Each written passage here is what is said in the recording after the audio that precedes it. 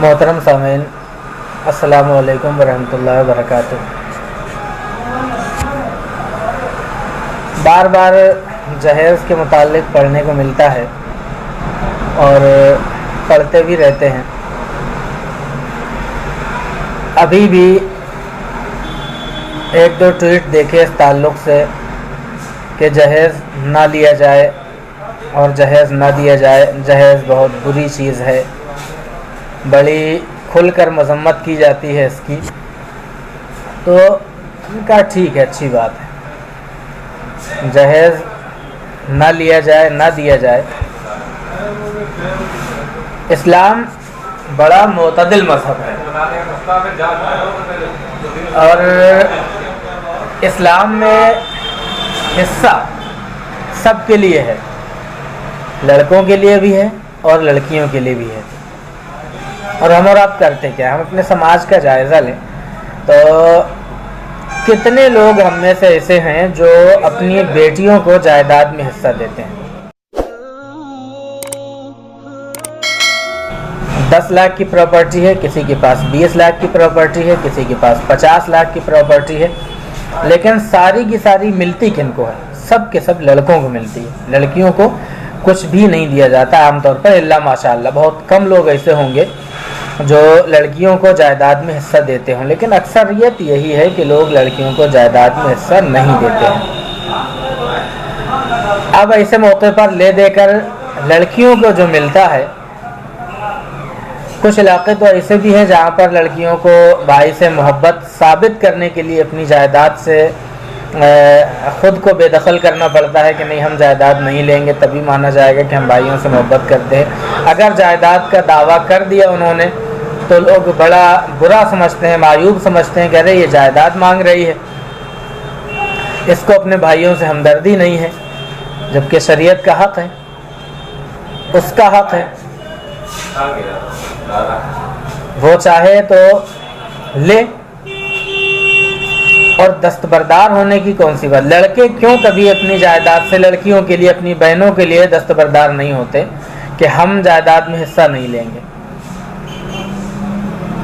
जहेज़ पर अब बात आती है, लोग हमेशा मुखालफत करते हैं, जहेज़ ना दिया जाए ना दिया जाए, जहेज़ लेना मायूब है, जहेज़ लेने वाले ये हैं वो है, फला है ढिका है, दुनिया भर के मामलात। लेकिन कभी कोई ये नहीं कहता कि जायदाद लड़कियों को ना देने वाले क्या है। लड़कियों को मिलता क्या है?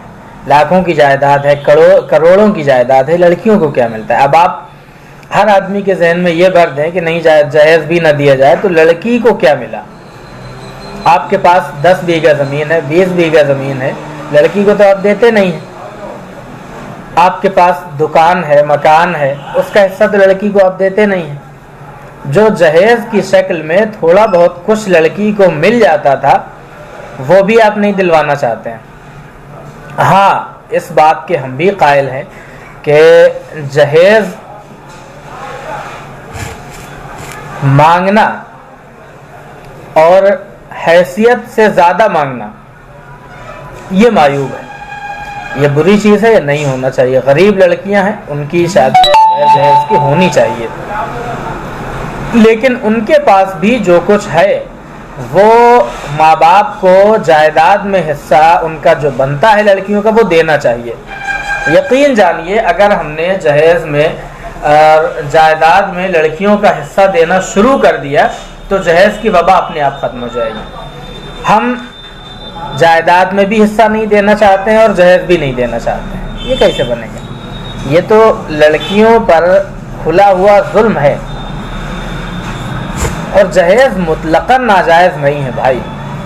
अगर मुतलक़न नाजायज़ होता तो आका करीम सल्लल्लाहु ताला अलैहि वसल्लम ने जो चंद चीज़ें अपनी बेटियों के निकाह में अपनी बेटियों को बरतने के लिए अता फरमाई थी वो न देते। तो मुतलक़न जहेज़ को नाजायज़ कहना, मुतलक़न जहेज़ को हराम कहना, मुतलक़न जहेज़ को मायूब कहना, ये अजीब बात है, समझ में आने वाली नहीं है। और दूसरी साइड में बिल्कुल खामोशी इख्तियार कर लेना। मैं तो ये कहता हूँ, जिस मजमून में जहेज़ की मजम्मत की जाए उसी मजमून में जायदाद न देने वालों की मजम्मत भी की जाए। अगर आप ऐसा नहीं करते हैं तो आप इंसाफ नहीं करते। अगर आप मुकर्रर हैं, बोलने वाले हैं, और आप सिर्फ जहेज की मजम्मत पर बोलते हैं, जायदाद में हिस्सा न देने वालों की मजम्मत पर नहीं बोलते, तब फिर आप हक पर नहीं हैं, आप इंसाफ से काम नहीं ले रहे हैं। अगर आप मुहर्रिर हैं, लिखने वाले हैं, और आप जायदाद में हिस्से की बात नहीं करते हैं, आप सिर्फ जहेज की मजम्मत की बात करते हैं, तब भी आप इंसाफ पर अमल नहीं कर रहे हैं। मोहतरम हजरात, हमें दोनों पहलुओं पर गौर करना होगा। अगर हम जहेज की मजम्मत पर कलम उठाते हैं, अगर हम जहेज की मजम्मत पर अपनी ज़ुबान खोलते हैं, तो हमें जायदाद में हिस्सा ना देने की मजम्मत पर भी कलम उठाना चाहिए और अपनी ज़ुबान को खोलना चाहिए। और आज ये ज़रूरत है। बेटियों को क्या मिलेगा? आप जहेज तब भी बहुत कम दिया जाता है। हाँ, जो गरीब लोग हैं, नादार हैं, उनसे जहेज में मांगना और उन पर दबाव बनाना ये निहायत बुरी चीज़ है, हद दर्जा बुरी चीज़ है। इसे कभी भी सही और दुरुस्त करार नहीं दिया जा सकता। लेकिन आप ये शुरू करिए, आप अपनी तकरीरों में, अपनी तहरीरों में, कि जहाँ आप जहेज की मजम्मत करें, वहाँ आप जायदाद में हिस्सा ना देने वालों की भी मजम्मत करें। अगर जायदाद में हिस्सा देना, यकीन मानिए कि अगर जायदाद में लड़कियों को हिस्सा देना शुरू हो जाए तो जहेज की वबा ख़त्म हो जाएगी।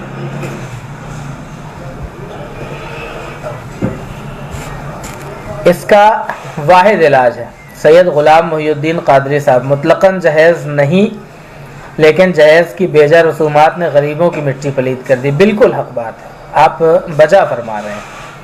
लेकिन जायदाद में हिस्सा ना देने ने भी कौम की मिट्टी पलीद कर रखी है। कितने लोग इससे जहन्नम का निवाला बनेंगे, कभी इसके बारे में सोचा है? मैं जहेज की वकालत करने के लिए नहीं आया हूँ, मैं सिर्फ इसलिए आया हूँ कि हम सिर्फ एक पहलू पर क्यों नजर रखते हैं, सिर्फ जहेज की मजम्मत। क्या लड़कियों के हिस्सा पर भी हम नहीं बोल सकते? जायदाद में जो लड़कियों का हिस्सा है उस पर हम क्यों नहीं बोलते? हम सिर्फ एक चीज पर क्यों बोलते हैं? दोनों पहलू पर नजर रखनी होगी। जहां हम जहेज की मजम्मत करें तो वहीं हम जायदाद में लड़कियों को हिस्सा ना देने वालों की भी मजम्मत साथ ही में करें। हमारे यहाँ तो अवाम में ये हाल है, लोग जानते भी नहीं है कि लड़कियों को जायदाद में हिस्सा दिया जाता है। ये किसकी गलती है? यकीनन ये हमारी गलती है। हमने ये बताया ही नहीं लोगों को। हमने तकरीरें जब भी की, हमने तहरीरें जब भी लिखी, हम जहेज की मजम्मत तो करते हैं, लेकिन जायदाद में लड़कियों के हिस्से पर ना हमने तकरीरें की, ना हमने तहरीरें लिखी। मेरी गुजारिश है और मुअद्दबाना गुजारिश है आप सबकी बारगाहों में कि आप जब भी कलम उठाएं, अगर आप जहेज की मजम्मत पर लिख रहे हैं तो लड़कियों को जायदाद में हिस्सा ना देने की मजम्मत पर भी आप ज़रूर कलम उठाएं। अगर आप जहेज की मजम्मत पर लंबी लंबी तकरीरें करते हैं तो उसमें आप कुछ हिस्सा, कुछ वक्त आप इसको भी दीजिए कि लड़कियों को जहेज में हिस्सा, जायदाद में हिस्सा भी दिया जाता है। और इस्लामी तौर पर जायदाद में हिस्सा ना देने वाले गुनाहगार भी होते हैं और नाहक इस्तेमाल करने वाले भी गुनाहगार। अब आप ये पहलू क्यों भूल जाते हैं कि आपने अपनी बहन का नाजायज़ हिस्सा ले लिया, जो बहन का आपकी हिस्सा था जायदाद में वो आपने ले लिया, लेने वाले आप, और उसके बाद वो ज़मीन, वो जायदाद कब तक इस्तेमाल की जाएगी? और जब तक इस्तेमाल की जाएगी उसका गुनाह आप पर होता रहेगा, क्योंकि गसब तो आपने किया था। क्या हम इस तौर पर लोगों को नहीं समझा सकते? वो तो मरने वाला मर करके चला जाएगा, 40 साल 50 साल की ज़िंदगी जायदाद मिलने के बाद, शादी के बाद इस्तेमाल करेगा, वालिदैन के बाद इस्तेमाल करेगा, और उसके बाद कितने दिन चलेगा? 40-50 साल इस्तेमाल की। लेकिन जब तक वो ज़मीन बाकी रहेगी, जब तक उस पर नाजायज़ कब्ज़ा रहेगा और उसके वारिसीन को लौटाया नहीं, और वारिसीन को लौटाना मुहाल है, मुश्किल है, क्योंकि आज आपकी बहन एक इकलौती वारिस है, उसके बाद उसके बच्चे होंगे, उनके बच्चों के बच्चे होंगे, किसको लौटाएंगे आप? और इसका गुनाह आप अपने सर लेते रहेंगे। जब तक वो ज़मीन नाजायज़ कब्ज़े में रहेगी तब तक उसका गुनाह उस नाजायज़ कब्ज़ा करने वाले पर बना रहेगा। ये चीज़ आप समझाएं ना आवाम को। बेजा जहेज़ ने यकीनन सैयद साहब का कहना दुरुस्त है कि मिट्टी पलीद कर रखी है कौम की, गरीबों की, लेकिन जायदाद में हिस्सा ना देने ने अब इसके नतीजे आप नहीं देखते हैं। अब आपने हराम गसब किया, उस हराम से आपका रिज़्क़ आया और आपके बच्चे रिज़्क़ खा रहे हैं, तो इसका असर कहाँ तक जाएगा? ये भी तो तवज्जो दें, गौर करें। हक मारा है ना आपने, किसी का गसब किया। अगर आप ज़मीन है तो ज़मीन गसब की है, मकान है तो मकान गसब किया है, और मगसूबा जगह में आप नमाजें भी अदा करते हैं। आप मगसूबा ज़मीन की पैदावार से खाना भी खाते हैं, अपने बच्चों को भी खिलाते हैं। कभी इस जानिब नहीं सोचा? मोहतरम सामईन, कम से कम जहेज़ के नाम पर जो बच्चियों को कुछ थोड़ा बहुत मिल जाता है, उस पर भी पाबंदियां लगाना चाहते हैं। जायदाद में तो हिस्सा मिल ही नहीं रहा है, और जो थोड़ा बहुत इस नाम पर कुछ उन्हें मिल जाता है बरतने के लिए, कुछ सामान, कुछ चीज़ें, और उस पर भी पाबंदी लगाना चाहते हैं। मोहतरम सामईन, आपसे गुजारिश है, लिखने वालों से, बोलने वालों से, कि अपनी तकरीरों में जहेज़ की मज़म्मत के साथ साथ जायदाद में हिस्सा ना देने वालों की मज़म्मत पर भी कुछ ना कुछ ज़रूर बोला जाए, ज़रूर लिखा जाए।